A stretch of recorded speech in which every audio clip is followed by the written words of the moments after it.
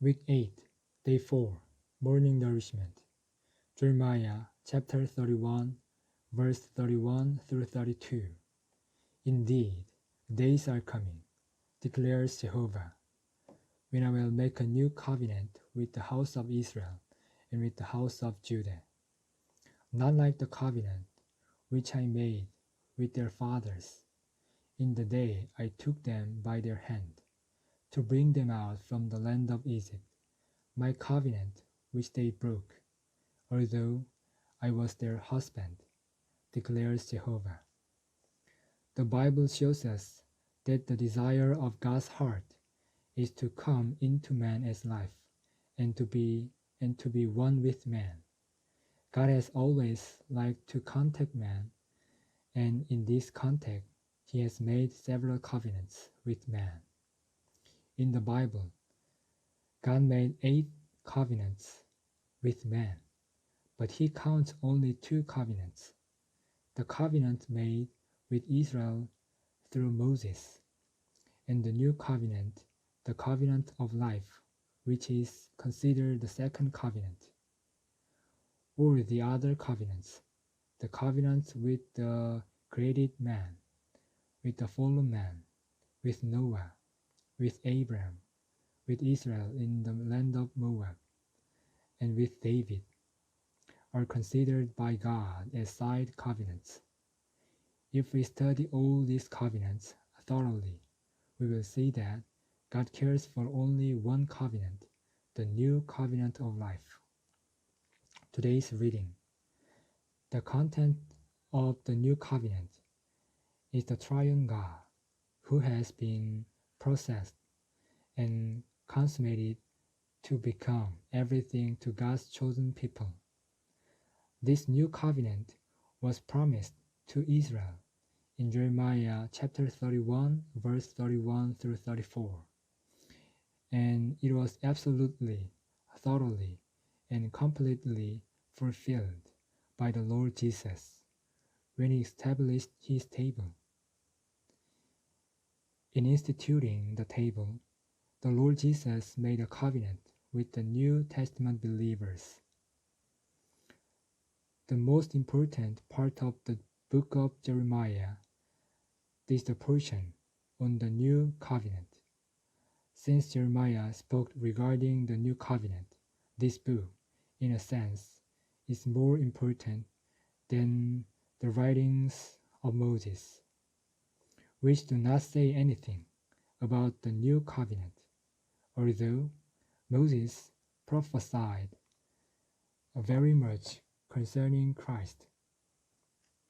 The covenant God made with Israel through him had nothing to do with Jesus Christ, whereas Christ's ministry is a ministry of justification.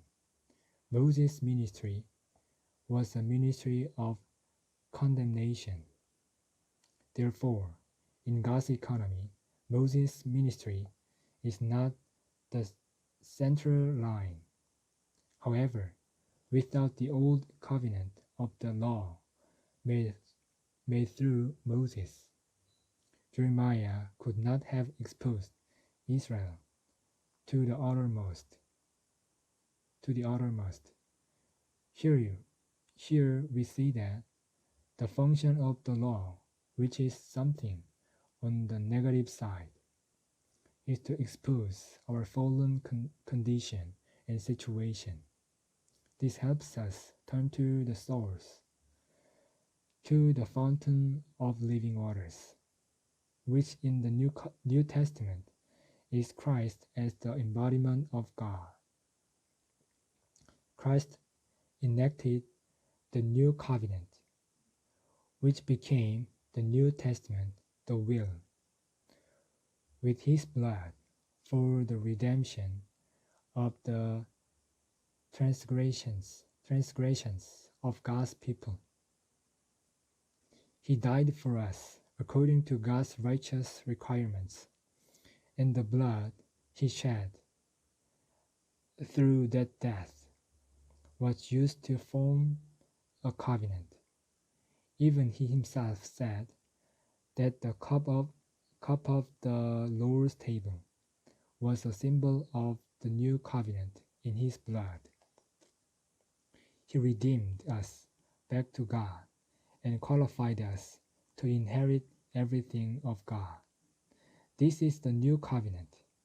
Actually, this new covenant is Christ himself. In resurrection, Christ became the bequest